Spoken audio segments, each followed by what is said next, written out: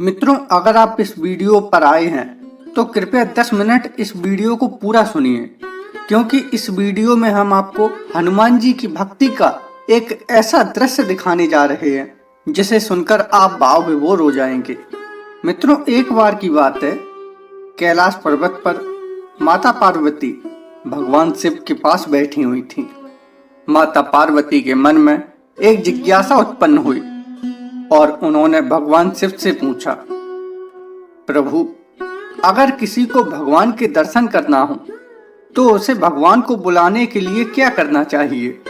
अब माता पार्वती की बातों को सुनकर भगवान शिव मुस्कुराए और माता पार्वती से बोले, देवी पार्वती, भगवान को बुलाना आसान नहीं होता, लेकिन एक तरीका है।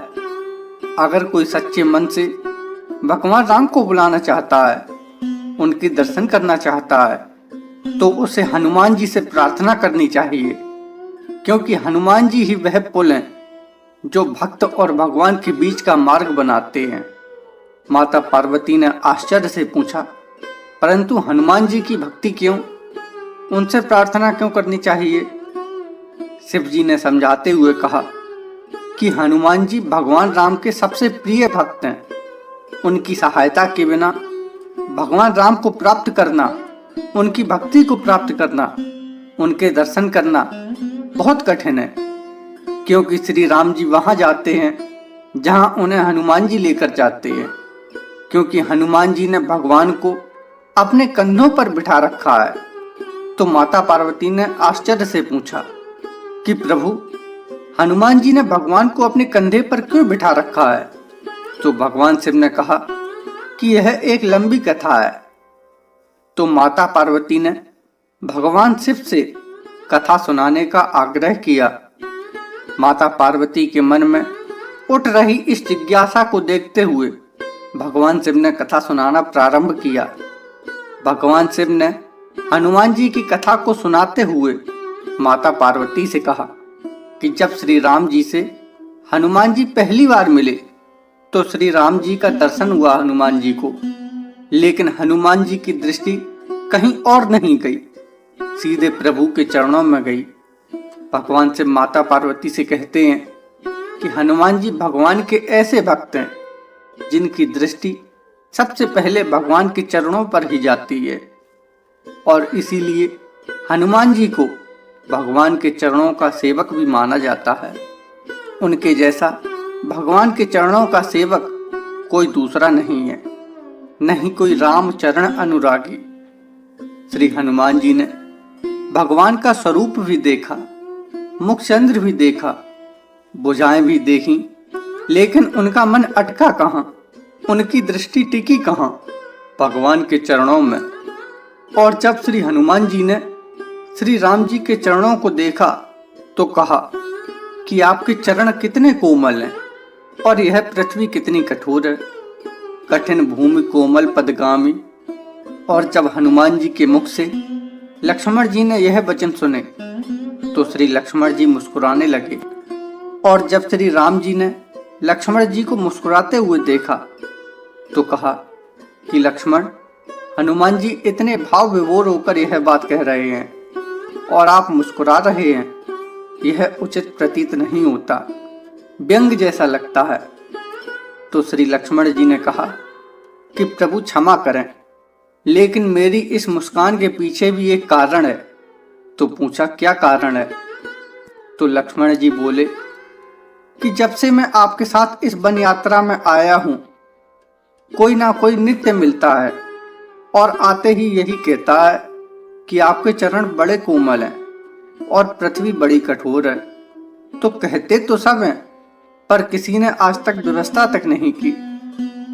और बोले कि प्रभु, इतने लोग कहते रहे, उनमें एक हनुमान जी भी हैं, तो हम रोज सुनते हैं और इसीलिए हमें हंसी आ गई कि हनुमान जी भी कह रहे हैं कठिन भूमि कोमल पदगामी, पर इंतजाम तो आज तक किसी ने नहीं किया। लक्ष्मण जी की बात सुनकर राम जी हंसने लगे, और हंसते हुए श्री राम जी ने लक्ष्मण जी से कहा कि लक्ष्मण, तुम्हारी सोच भी बड़ी विचित्र है। अब जब राम जी को हंसते देखा तो लक्ष्मण जी का तो उद्देश्य ही यही है कि प्रभु मुस्कुरा जाएं, प्रसन्न हो जाएं। तो लक्ष्मण जी बोले कि प्रभु आप हंस रहे हैं तो एक बात और कहूं क्या?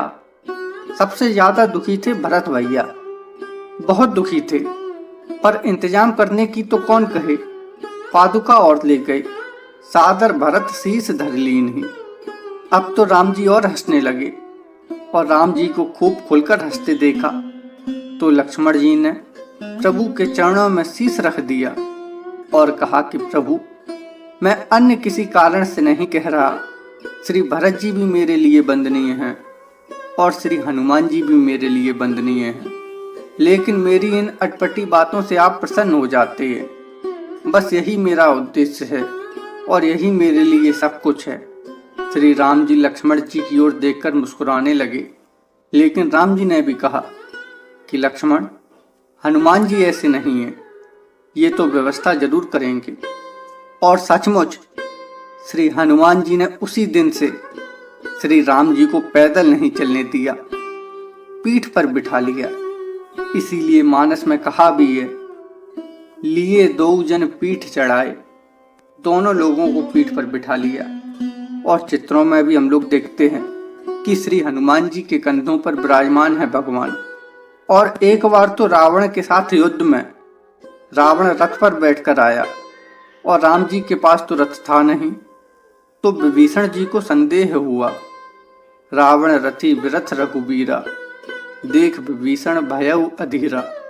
और जब हनुमान जी को यह पता लगा कि प्रभु रथ विहीन हैं, तो श्री हनुमान जी आए और कहा कि प्रभु आप चिंता ना करो, आपका रथ तैयार है, आप मेरे कंधे पर बैठिए। राम जी ने बहुत भाव विभोर होकर कहा कि हनुमान, तुम्हारी भक्ति सराहनीय है, लेकिन तुम भला रथ कैसे हो सकते हो? रथ तो रथ होता है। तो श्री हनुमान जी ने कहा कि प्रभु संकोच मत करो, रावण के रथ से आपका रथ बहुत अच्छा है। क्यों? तो कहा कि रावण खुद लड़ेगा, उसका रथ थोड़े ही लड़ेगा, लेकिन आपका रथ तो ऐसा है कि आप तो लड़िए और लड़ते लड़ते थक जाएं, तो इस रथ को आज्ञा दीजिए, आप भी लड़ें और आपका रथ भी लड़े, इससे बढ़िया क्या बात होगी। और भगवान शिव हनुमान जी की कथा का उल्लेख करते हुए कहते हैं कि जब से श्री राम जी हनुमान जी से मिले हैं, तब से हनुमान जी ने उन्हें कभी पैदल नहीं चलने दिया, हमेशा अपने कंधों पर लेकर चलते हैं। और इसीलिए हनुमान जी जैसा कोई भी बड़भागी नहीं है। शिव जी कहते हैं कि जिसके कंधों पर स्वयं भगवान विराजमान हो और सिर पर भगवान का हाथ हो, उसके जैसा कोई बड़भागी नहीं हो सकता। हनुमान सम नहीं बड़भागी, नहीं को राम चरण अनुरागी। हनुमान जी जैसा कोई भी बड़भागी नहीं है। इसीलिए अगर किसी मनुष्य को भगवान की कृपा को पाना है, तो उसे हनुमान जी का आश्रय लेना ही पड़ेगा, क्योंकि भगवान वहीं जाते हैं जहां हनुमान जी ले जाते हैं। तब माता पार्वती ने विनम्रता पूर्वक भगवान शिव से पूछा, प्रभु आपने कहा है कि हनुमान जी महान भक्त हैं और उनका दिल पवित्रता से भरा हुआ है। अगर कोई भक्त उन्हें प्रसन्न करना चाहे तो उसे क्या करना चाहिए? क्या कोई विशेष उपाय है जिससे हनुमान जी को प्रसन्न किया जा सके?